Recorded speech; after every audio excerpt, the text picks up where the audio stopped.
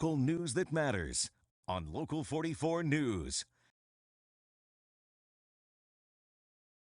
At this place in history, we're in East Poultney with Steve Perkins, the executive director of the Vermont Historical Society. Now, Steve, what brings us here this week? So, Mike, we're going to be talking about Jeffrey Brace. Now, Jeffrey Brace was an amazing individual who lived a fraught but very fruitful life. He was kidnapped from Africa as a young man, enslaved in Barbados, and then later in Connecticut. He fought in the French and Indian War, then the American Revolution. Freed, lived as a free man in Vermont, and lived long enough to tell his story. He was blind at the time. He entitled it The Blind African Slave, or Memoirs of Boireru Grinch, nicknamed Jeffrey Brace. And the story was told by Brace to a young lawyer in St. Albans. This is an insanely rare book at this point. Solomon Northup, who a lot of us might have become familiar with about a decade ago from the screen version of his memoir, 12 Years a Slave. This predated Solomon Northup's own autobiography by many decades, actually.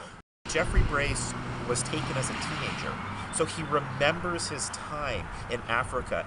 He remembers some of his language that he learned growing up. As far as scholars can tell, based on the book, he probably was taken someplace in the area of modern-day Mali, was sold to a ship's captain named Isaac Mills, and Isaac Mills ended up using him as a soldier sailor, and he fought in the French and Indian War on the British side and ended up joining the American Revolution.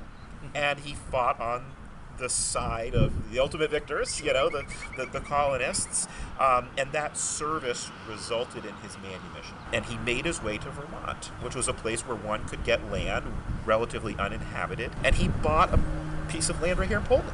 He married when he got here. They had problems here in Poultney over time with neighbors who didn't like having black neighbors, and one of them in particular would tap his maple trees, put cattle on his land, and in his words, even tried to take his children. For anybody that may be interested in perhaps learning more about Jeffrey Brace beyond what they might encounter in The Blind African Slave, what, if anything, might all of you at the Vermont Historical Society perhaps be able to point people to? Absolutely. So go to the Vermont Historical Society, vermonthistory.org, and our curriculum support site, Vermont History Explorer, that has a page on Jeffrey Brace.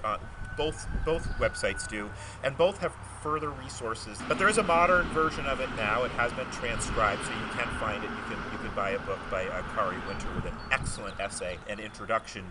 We're reading The Blind African Slave at this place in history. The UVM men's lacrosse